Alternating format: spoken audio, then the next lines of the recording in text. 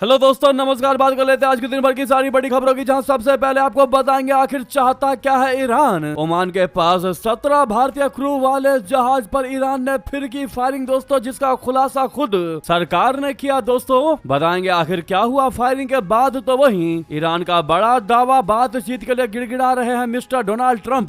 समर्थन में आए व्लादिमीर पुतिन तो बदल गए ईरान के बोल। बताएंगे कैसे अमेरिका को तगड़ा जवाब दिया है अरागची ने, और रशिया पहुंचने के बाद व्लादिमीर पुतिन ने क्या कहा ईरान से। क्या युद्ध विराम लागू होगा या फिर और युद्ध भड़केगी। ईरान ने क्या मांग रखा है अमेरिका के सामने, बस कहा है एक और मेरी बात को मान लो फिर हम युद्ध विराम लागू कर देंगे। बताएंगे वो कौन सी मांग है ईरान की जिसको ट्रंप को मानना ही होगा। तो वहीं दोस्तों क्या नेतन्याहू को हटा दिया जाएगा पद से। एक बहुत बड़ी चौंकाने वाली जानकारी सामने आई है। बेंजामिन नेतन्याहू को हराने का प्लान रचा जा रहा है इजराइल में। वहीं दुगने दाम में खरीदना पड़ा यूरिया तो भारत ने हॉर्मुज का तोड़ भी निकाल लिया। मदद को साथ आ गया रशिया तो भारत ने उठा लिया सबसे बड़ा कदम। दोस्तों एक से एक बेहतरीन जानकारी आपको विस्तार से बताने वाले हैं, बस आप वीडियो के अंत तक बने रहिएगा। और खबरों में आगे बढ़ने से पहले मानते हैं कि भारत के लिए अमेरिका कभी भी रशिया नहीं बन सकता, यानी रूस की तरह भरोसेमंद नहीं बन सकता अमेरिका। तो इस वीडियो को लाइक करके चैनल को सब्सक्राइब करके बेल आइकन दबा के कमेंट में जय हिंद कह दीजिएगा। बात करते हैं पहली सबसे बड़ी और चौंकाने वाली खबर की, जहां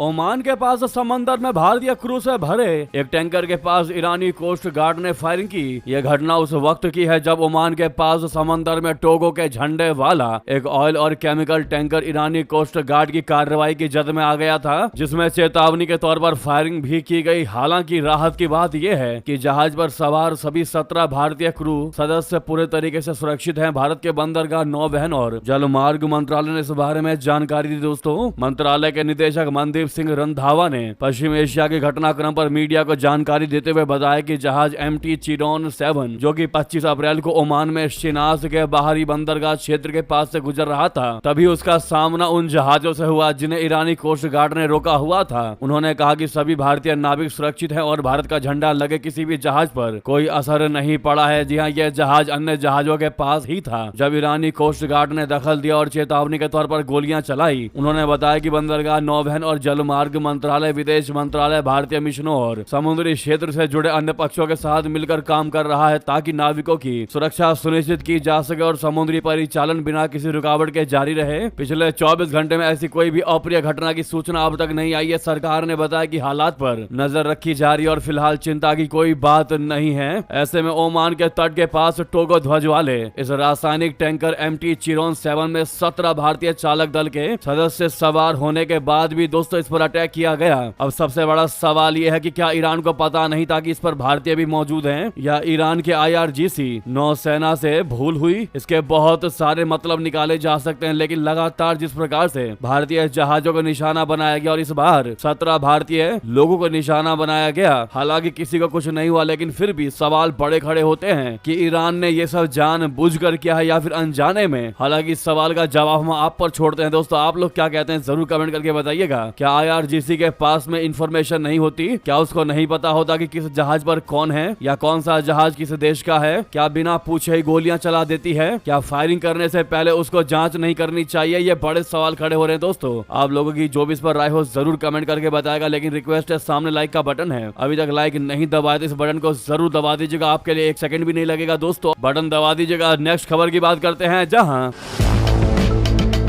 वहीं चाबहार बंदरगाह से जुड़े मुद्दे पर ईरान अमेरिका के साथ चर्चा जारी रखा है अपना भारत। विदेश मंत्रालय ने कहा कि अपडेट दिया जाएगा, इसको लेकर भी बता दें। चाबहार बंदरगाह को लेकर भारत मझधार में अटका हुआ है, बता दें। दरअसल ईरान ने चाबहार बंदरगाह के लिए अमेरिकी प्रतिबंधों में छूट 26 अप्रैल को समाप्त होने की पुष्टि में भारत ने सोमवार को कहा कि यह मुद्दा ईरान और अमेरिका के साथ चर्चा के अधीन है। साथ ही मौजूदा पश्चिम एशिया संघर्ष भी एक जटिल कारक है। विदेश मंत्रालय के प्रवक्ता रणधीर जायसवाल जी ने यहाँ संवाददाताओं को महत्वपूर्ण चाबहार बंदरगाह से संबंधित एक प्रश्न के उत्तर में ये जानकारी दी। उनसे परियोजना की स्थिति के बारे में पूछा गया था, क्योंकि इस पर अमेरिका द्वारा भारत को दी गई प्रतिबंध छूट रविवार को ही समाप्त हो गई थी। जायसवाल जी ने अब कहा कि चाबहार बंदरगाह से जुड़ा मुद्दा ईरान और अमेरिका दोनों के साथ चर्चा के दौरे में है। उन्होंने कहा कि जाहिर है कि मौजूदा संघर्ष भी एक जटिल कारक है। स्थिति में जैसे जैसे बदलाव आएगा हम आपको सूचित करते रहेंगे। सरकार ने लोकसभा को एक प्रश्न के लिखित उत्तर में बताया था कि अमेरिका के साथ हुई चर्चाओं के बाद अमेरिका ने सशर्त प्रतिबंध छूट को 26 अप्रैल 2026 तक बढ़ाने के लिए दिशा निर्देश जारी किए हैं। भारत सरकार इन घटनाक्रमों के प्रभावों को दूर करने के लिए सभी संबंधित पक्षों के साथ बातचीत कर रही है। जिनको नहीं जानकारी है चाबहार पोर्ट क्या है उनको बता दे। चाबहार बंदरगाह परियोजना की परिकल्पना अफगानिस्तान को उसके पुनर्निर्माण और आर्थिक विकास के लिए आवश्यक कनेक्टिविटी प्रदान करने और पश्चिम एशिया के साथ व्यापार और आर्थिक संबंधों को बढ़ावा देने के लिए की गई थी। तो वहीं नेक्स्ट खबर की बात करते हैं, जहां पर बातचीत के लिए गिड़गिड़ा रहे हैं ट्रंप। ये दावा किया है दोस्तों ईरान ने।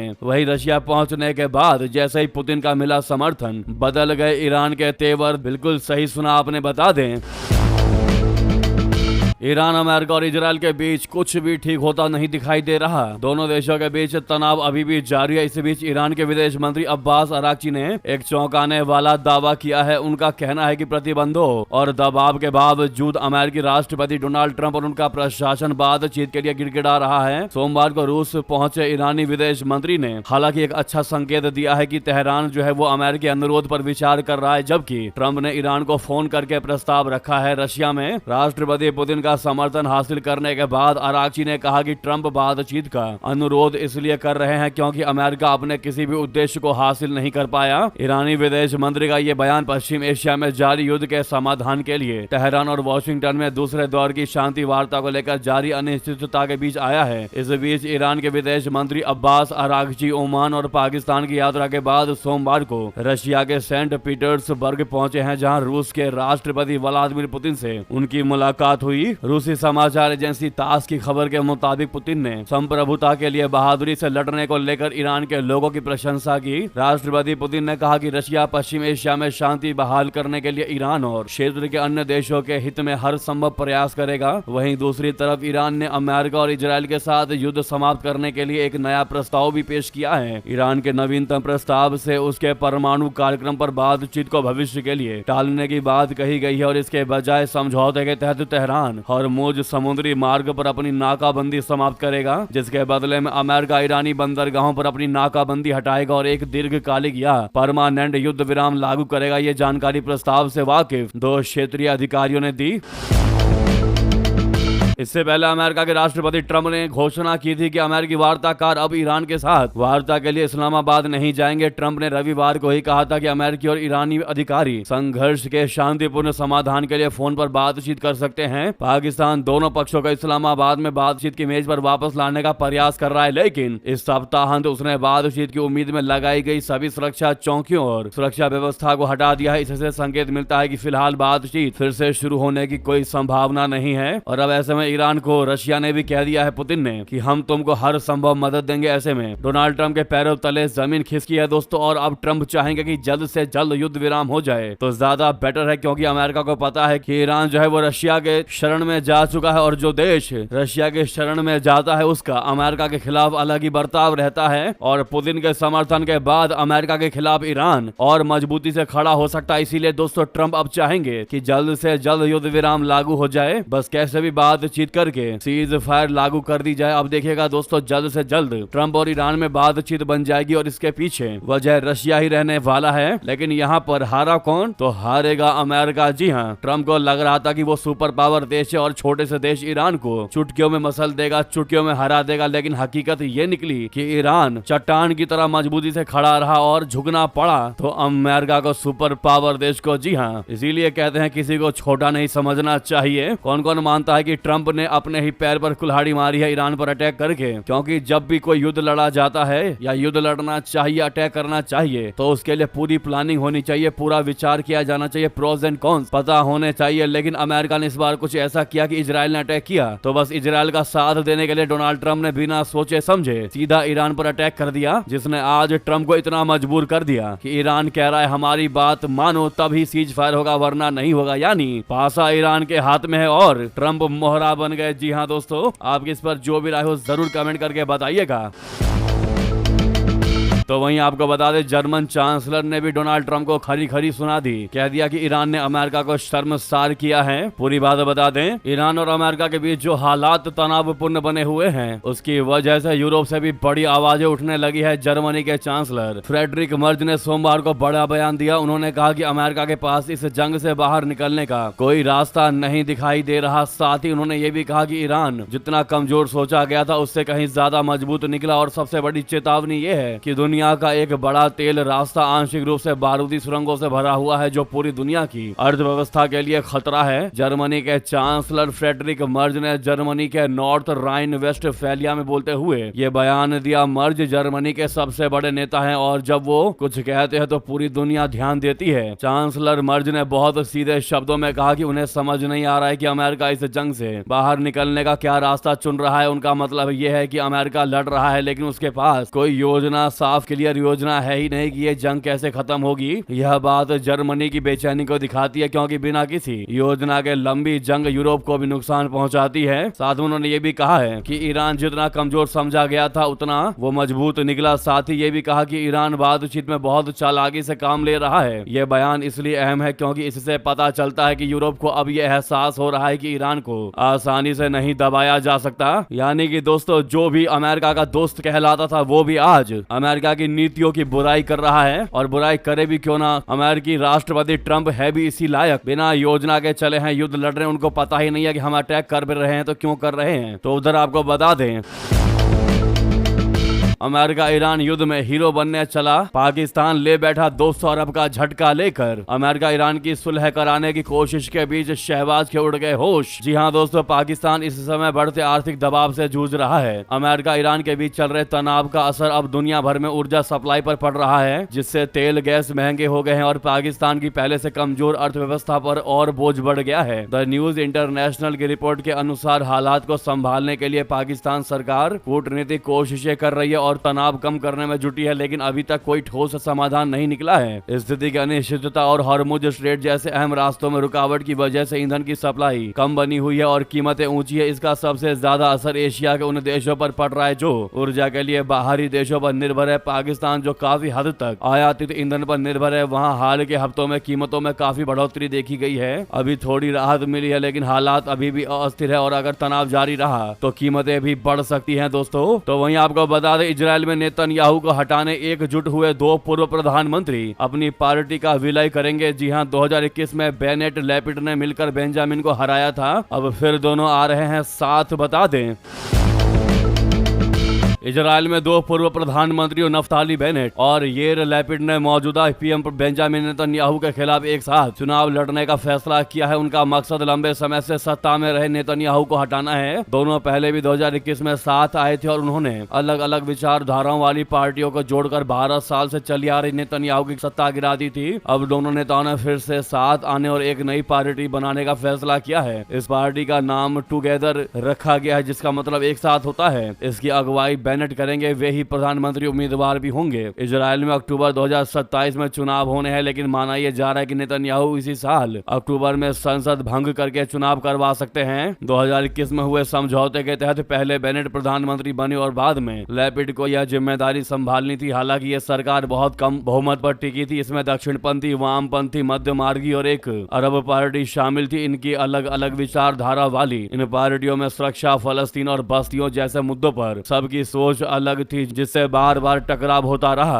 आखिरकार हालात ऐसे बन गए कि सरकार चलाना मुश्किल हो गया। तब बेनेट और लैपिड ने संसद भंग करने का फैसला किया और एक नए चुनाव करवाए। इसमें नेतन्याहू की जीत हुई और वे फिर से सत्ता में लौट आए। तब से लैपिड विपक्ष के नेता हैं, जबकि बेनेट कुछ समय के लिए राजनीति से दूर हो गए थे। उनकी पार्टी यमीना ने भी चुनाव नहीं लड़ा था। लैपिड की पार्टी का कहना है कि इस कदम का मकसद विपक्ष को एकजुट करना, आपसी झगड़ों को खत्म करना और आने वाले अहम चुनाव जीतने पर पूरा ध्यान लगाना है। अब सवाल यह है कि क्या इनका ये गठबंधन नेतन्याहू को हरा पाएगा? तो आपको बता दें इजराइल की संसद में कुल 120 सीटें हैं। कुछ सर्वे बताते हैं कि अगर बेनेट, लैपिड और आइजन कोड तीनों साथ चुनाव लड़े तो उन्हें करीब 38 सीटें मिल सकती हैं और वे सबसे बड़ा दल बन सकते हैं। लेकिन इससे दोनों खेमों की कुल ताकत में बहुत बड़ा बदलाव नहीं होगा। एक्सपर्ट्स का मानना है कि इस गठबंधन का सबसे बड़ा असर मनोवैज्ञानिक हो सकता है। अगर लोगों को लगे कि विपक्ष एकजुट है और मजबूत है तो ज्यादा वोटर वोट डालने के लिए बाहर आ सकते हैं। तो ये सारा अब गेम चलने वाला है। इजराइल में, जहां नेतन्याहू को हटाने का पूरा प्रयास कर रहे हैं ये दो पूर्व प्रधानमंत्री। इस पर आपकी क्या राय है दोस्तों, अवश्य कमेंट करके बताइएगा। तो वहीं आपको बता दें,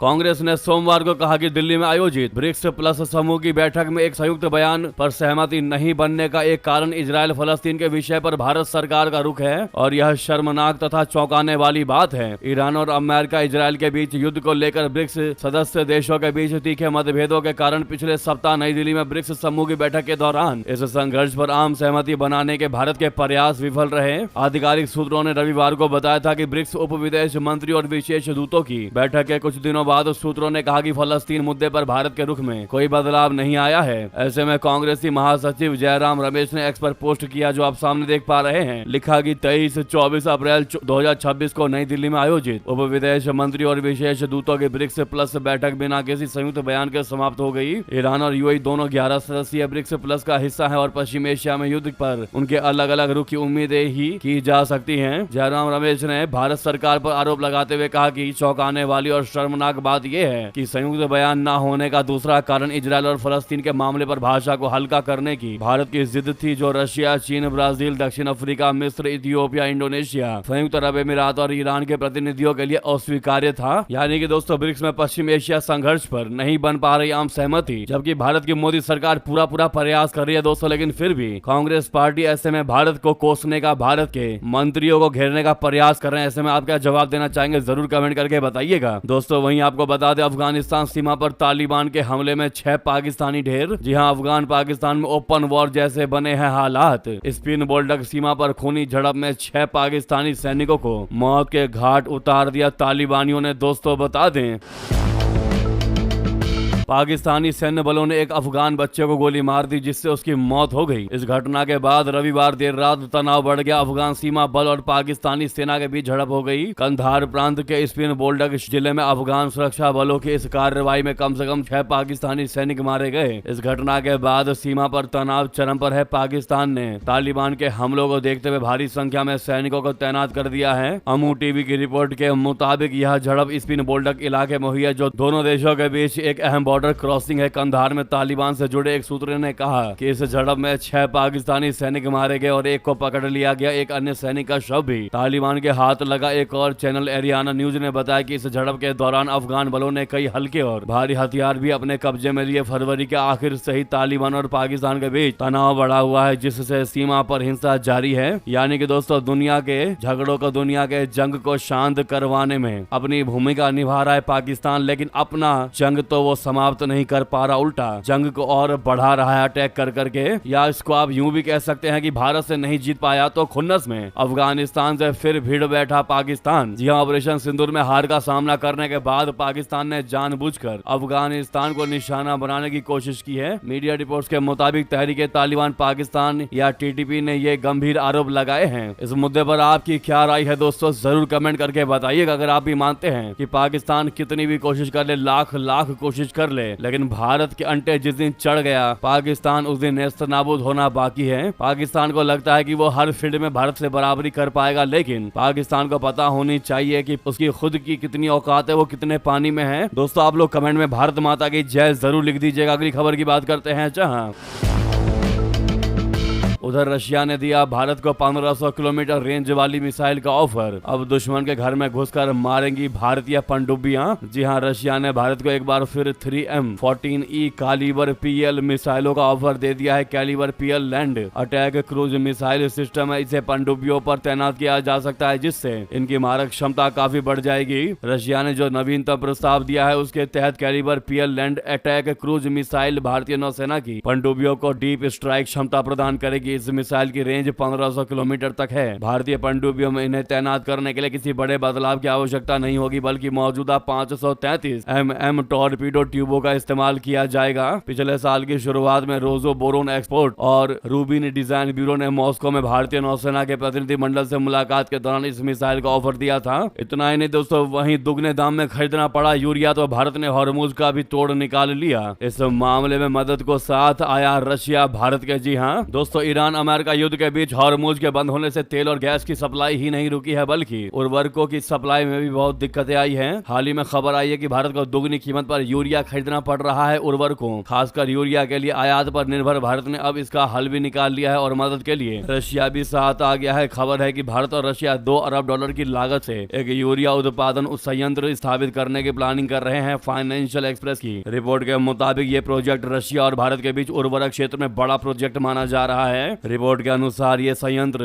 रशिया की यूराल केम और भारत की इंडियन पोटाश, राष्ट्रीय केमिकल्स एंड फर्टिलाइजर्स तथा नेशनल फर्टिलाइजर्स लिमिटेड ने के संयुक्त उद्यम के रूप में लगाया जाएगा। संयंत्र रशिया के टोलियाटी शहर में स्थापित होने की संभावना है। इंडियन पोटाश के प्रबंध निदेशक PS गहलोत ने फाइनेंशियल एक्सप्रेस से कहा कि यूरिया संयंत्र अगले 2 सालों के भीतर तैयार हो जाना चाहिए। जी हाँ दोस्तों, उधर बता दें, दुनिया में हथियारों पर खर्च करने वाले टॉप 10 देश की लिस्ट आई सामने। भारत ने सबको चौंका दिया। आ गई सिपरी की नई लिस्ट, आपको बता दें। वैश्विक स्तर पर बढ़ते तनाव और युद्धों के बीच दुनिया में सैन्य खर्च लगातार बढ़ रहा है। Stockholm International Peace Research Institute की यानी सिबरी की ताजा रिपोर्ट के मुताबिक 2025 में दुनिया का कुल सैन्य खर्च बढ़कर $2,887 अरब तक पहुंच गया, जो लगातार 11वें साल का वृद्धि को दर्शाता है। इस रिपोर्ट के मुताबिक इंडिया ने भी अपने रक्षा बजट में बहुत बड़ा इजाफा किया। भारत का सैन्य खर्च 8.9% बढ़कर $92.1 अरब हो गया है, जिससे वो दुनिया का 5वां सबसे बड़ा सैन्य खर्च करने वाला देश बन गया है। यह बढ़ोतरी मुख्य रूप से क्षेत्रीय तनाव और सुरक्षा आवश्यकताओं को ध्यान में रखते हुए की गई है। रिपोर्ट में बताया गया है कि मई 2025 में भारत पाकिस्तान के बीच हुए संघर्ष ने इस खर्च को बढ़ाने में अहम भूमिका निभाई। इस संघर्ष में लड़ाकू विमान, ड्रोन और मिसाइलों का इस्तेमाल हुआ था, जिसके बाद भारत ने अपनी सैन्य तैयारियों को और मजबूत करने पर जोर दिया। वहीं पाकिस्तान ने भी अपने सैन्य खर्च में 11% की बढ़ोतरी की है, जो $11.9 अरब तक पहुंच गया। पाकिस्तान ने यह बढ़ोतरी मुख्य रूप से चीन से नए हथियारों और सैन्य उपकरणों की खरीद के कारण की है। यानी कि अपना भारत दोस्तों हथियारों की दौड़ में काफी तेज भागता दिखाई दे रहा है। तो वहीं आपको बता दें, साउथ चाइना सी में शक्ति प्रदर्शन 5 देशों के 11 युद्धपोतों ने किया संयुक्त अभ्यास। जी हां, दक्षिण चीन सागर में एक बड़े सैन्य अभ्यास के दौरान कई देशों ने मिलकर अपनी ताकत का प्रदर्शन किया। बालिकातन अभ्यास के तहत सोमवार को 5 देशों, जो कि फिलीपींस, जापान, ऑस्ट्रेलिया, कनाडा और अमेरिका के कुल 11 जहाजों ने संयुक्त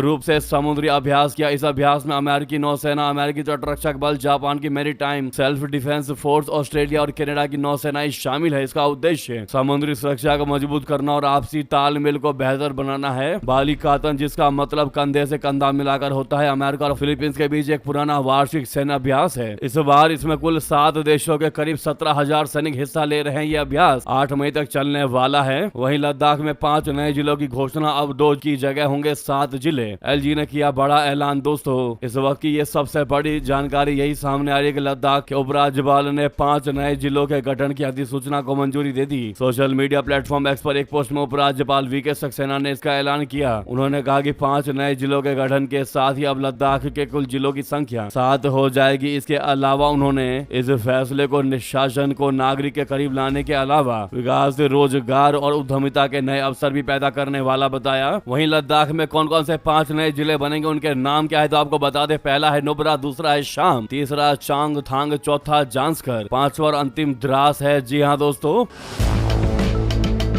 वहीं आपको बता दें, बंगाल चुनाव में यूपी के सिंघम की एंट्री से सियासी भूचाल। आखिर कौन है IPS अजय पाल शर्मा और क्यों हुई तकरार, क्या है कहानी, बता दें। पश्चिम बंगाल में बुधवार को दूसरे चरण का मतदान होना है, लेकिन इससे पहले ही वहां पर सियासी भूचाल आया हुआ है। इस भूचाल की वजह है यूपी के सिंघम अजय पाल शर्मा। जी हाँ, अजय पाल शर्मा को चुनाव आयोग ने दक्षिण 24 परगना जिले में ऑब्जर्वर बनाकर भेजा है। वहां पहुंचते ही अजय पाल शर्मा ने गुंडों और माफियाओं के लिए चेतावनी जारी कर दी। उनका वीडियो भी वायरल हो रहा है, जिसमें वो कह रहे कि डराने धमकाने की खबरें आ रही हैं, ऐसे लोग सुधर जाए, नहीं तो एक्शन होगा। ऐसे ही एक वीडियो में अजय पाल TMC उम्मीदवार जहांगीर के समर्थकों को भी चेतावनी देते नजर आ रहे हैं। वीडियो में वो कह रहे हैं कि जहांगीर के घर के लोग भी सुन रहे हैं, उसे समझा दे कि वोटरों को धमकाने की शिकायतें अगर आई तो अच्छे से खबर लेंगे, फिर बाद में रोना पछताना मत कि ऐसा क्यों किया, वैसा क्यों किया। वहीं TMC ने अजय पाल सिंह को शिकायत की है। TMC ने एक्स पर अपने ऑफिशियल हैंडल पर इसको लेकर पोस्ट किया है। इसमें कहा गया कि योगी आदित्यनाथ ने एनकाउंटर स्पेशलिस्ट अध्यक्ष अजय पाल शर्मा को चुनाव आयोग ने पुलिस ऑब्जर्वर बनाकर पैराशूट से उतारा है। टीएमसी की पोस्ट में आरोप लगाया गया है कि अजय पाल पुलिस की वर्दी को निजी एटीएम की तरह इस्तेमाल करते हैं। साथ ही उनके ऊपर एनकाउंटरों को लेकर भी आरोप लगाए गए हैं। इसके अलावा उनके खिलाफ तमाम की पुलिस शिकायतों का भी ब्यौरा दिया गया है। दोस्तों, कौन है अजय पाल शर्मा? आपको बता दें, अजय पाल शर्मा मूल रूप से पंजाब के लुधियाना से ताल्लुक रखते हैं। वो 2011 बैच के आईपीएस है। फिलहाल उनकी पोस्टिंग प्रयागराज में है। यहाँ पर वो एडिशनल पुलिस कमिश्नर के रूप में तैनात है। वो यूपी पुलिस के तेज तर्रार आईपीएस अधिकारियों में शुमार किए जाते हैं। उत्तर प्रदेश में शामली, जौनपुर, नोएडा और रामपुर में उन्होंने अपराधियों पर नकेल कसी थी। उन्हें एनकाउंटर स्पेशलिस्ट माना जाता है। शानदार फिटनेस और अपने रुआब के चलते वो पुलिस महकमे में सिंघम के रूप में जाने जाते हैं। खास बात यह है कि उन्होंने डेंटिस्ट की भी पढ़ाई की रखी है। दोस्तों,